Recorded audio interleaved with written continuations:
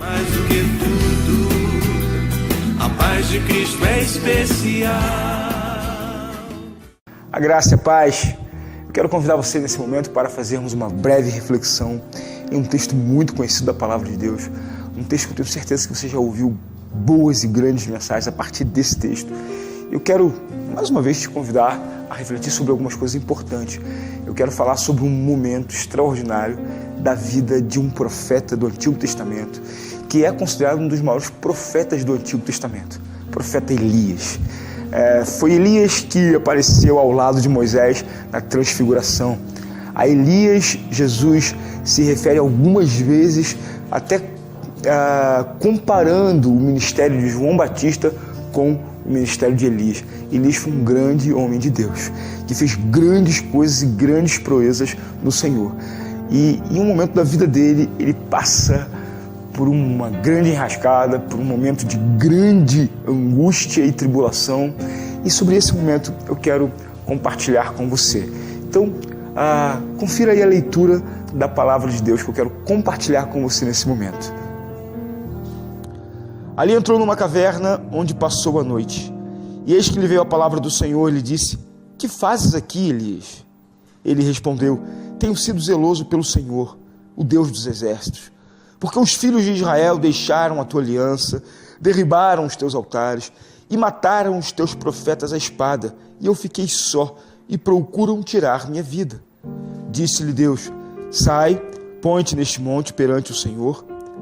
E eis que passava o Senhor, e um grande e forte vento fendia os montes e despedaçava as penhas diante do Senhor. Porém, o Senhor não estava no vento. Depois do vento, um terremoto, mas o Senhor não estava no terremoto.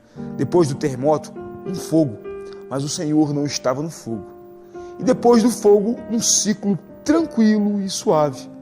Ouvindo, Elias envolveu o rosto no seu manto e saindo pôs-se à entrada da caverna. E eis que lhe veio uma voz e lhe disse: Que fazes aqui, Elias?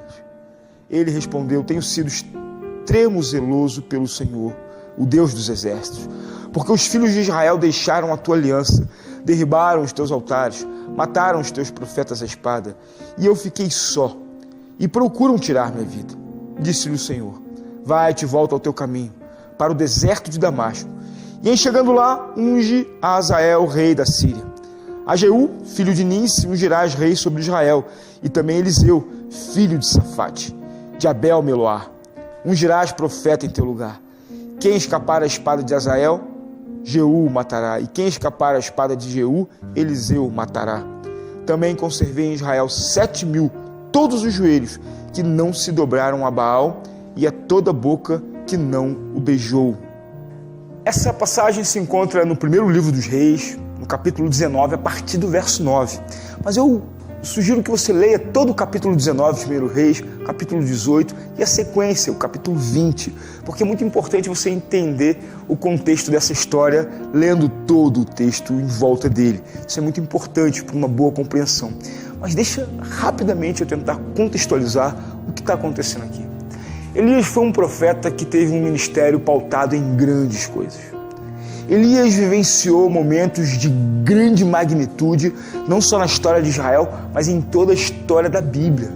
Elias foi o homem que profetizou diante do rei Acabe, um rei mau, casado com uma pagã de nome Jezabel, que trouxe a Israel várias abominações, que trouxe a Israel uma influência pagã, onde outros deuses eram adorados, transformaram todo o povo de Israel em uma terra pagã, quebraram a aliança com Deus de Israel, e então Deus, através de Elias, profetiza uma seca terrível sobre todo Israel, e essa seca veio.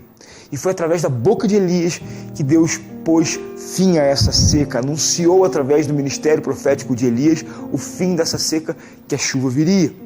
Então todo o povo soube que o Senhor estava com Elias, mas Acabe não entendeu isso, Jezabel não entendeu isso.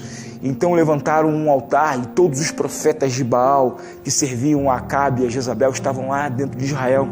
Deus mandou apenas Elias e ele enfrentou todos os profetas e clamou e desceu fogo do céu e consumiu, e todos os profetas de Baal morreram.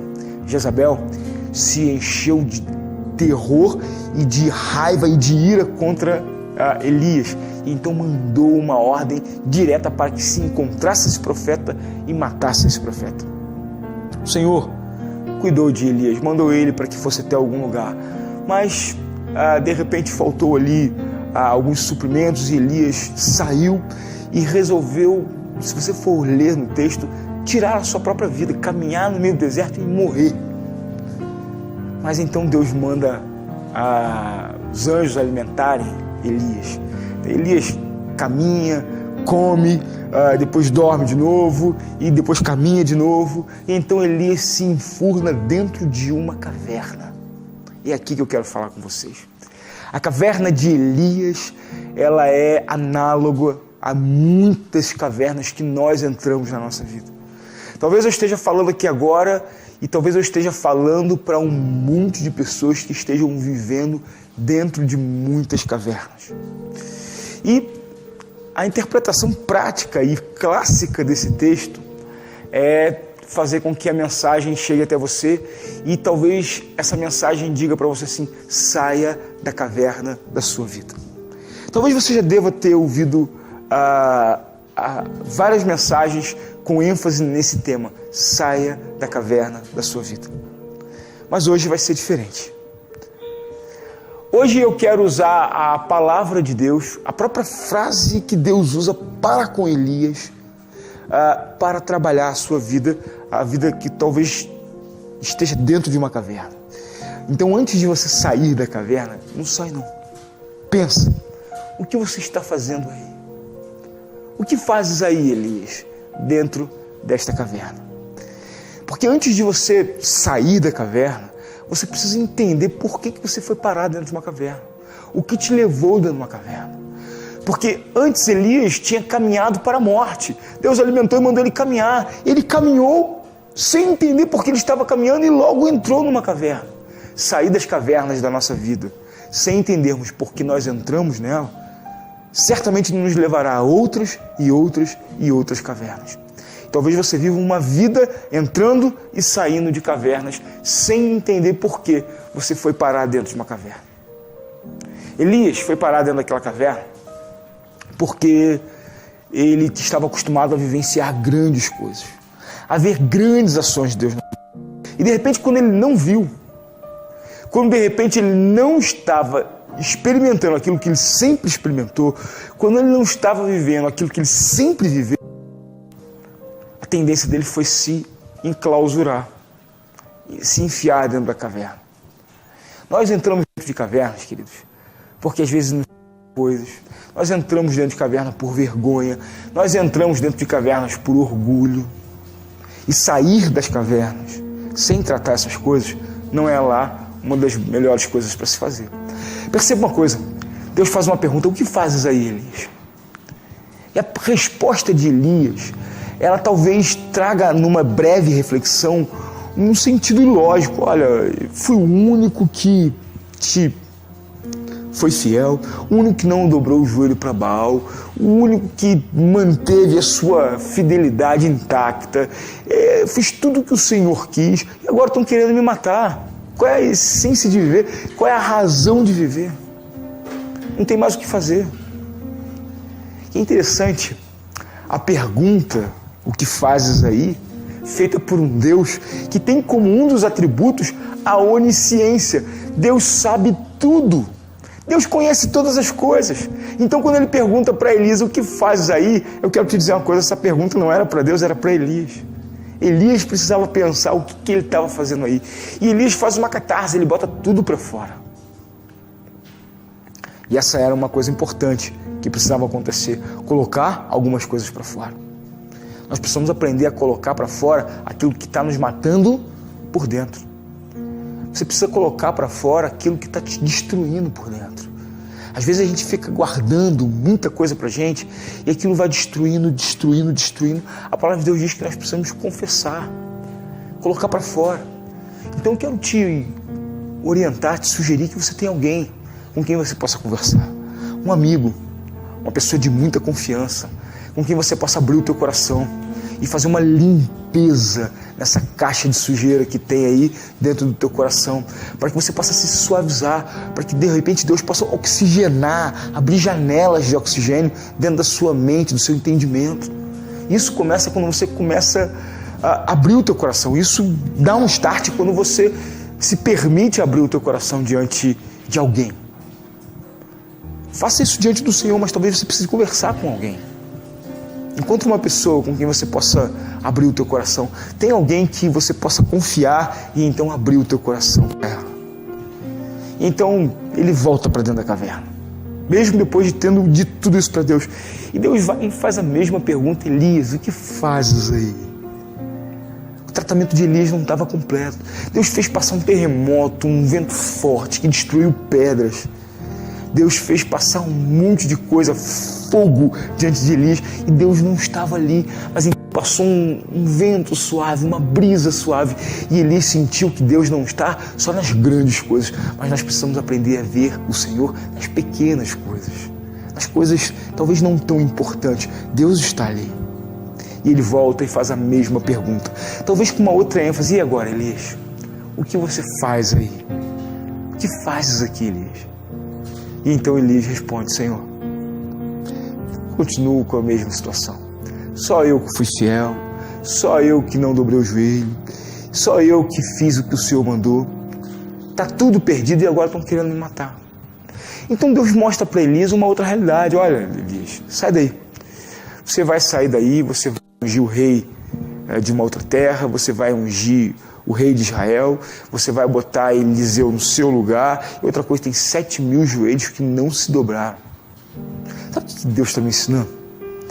Que Ele faz o que eu não espero, o que eu não penso, e Ele conhece o que eu não conheço. A ideia que Elias tinha, que só ele era crente, era uma ideia que só estava na cabeça de Elias. Tinha 7.000 joelhos que não se dobraram dentro de Israel. Às vezes a gente fica superlativizando as nossas realidades, sim, criando tempestades em copos d'água. Às vezes a situação não é tão dramática quanto nós imaginamos. Às vezes nós fazemos uma leitura muito mais dramática da nossa realidade do que ela na verdade é. Então vá ter com Deus para ver se a sua realidade é tão dramática assim. Deus manda Elias ungir um rei que não era de Israel. Os profetas de Israel não ungiam reis que não fossem de Israel. Mas agora você vai fazer o que eu estou mandando. E outra coisa, você vai ungir Ninsi como rei de Israel, e ele não é da linhagem, mas eu que estou mandando. Deus é um Deus, querido, escuta uma coisa que eu vou te falar. Deus é um Deus que quebra protocolos. Talvez você não possa, mas Ele quebra protocolos. Então, às vezes nós criamos o nosso protocolo de vida e achamos que Deus precisa manter o nosso protocolo. Às vezes achamos que Deus vai ter que fazer tudo do jeito que nós determinamos, que nós achamos, mas Ele é Deus. Ele faz o que Ele quer, quando Ele quer, da maneira que Ele quiser. Você vai ungir um rei de uma terra estranha, você vai colocar como rei de Israel alguém que não está na linhagem real, você vai botar Eliseu no seu lugar porque ele já está preparado e eles vão dar conta de todo o problema. Quem não morrer a espada de um vai morrer na espada de outro, e se não morrer na espada dos reis, vai morrer na espada do profeta, que nem é função do profeta fazer isso. Mas quando Deus dá uma ordem, Ele faz o que Ele quiser e Ele quebra todos os protocolos. Então, querido, deixa Deus quebrar os seus protocolos. Deixa Deus quebrar o seu modus operandi. Deixa Deus mudar a sua agenda. Deixa Deus mudar a sua forma de ver as coisas. E ele ainda fala: olha, tem 7.000 que não dobraram os joelhos. Quem sabe das coisas, Elias, sou eu. Então sai da tua caverna. Agora, sabendo que a caverna é um lugar onde a gente muitas vezes vai para aprender que quem está no controle de tudo é Deus.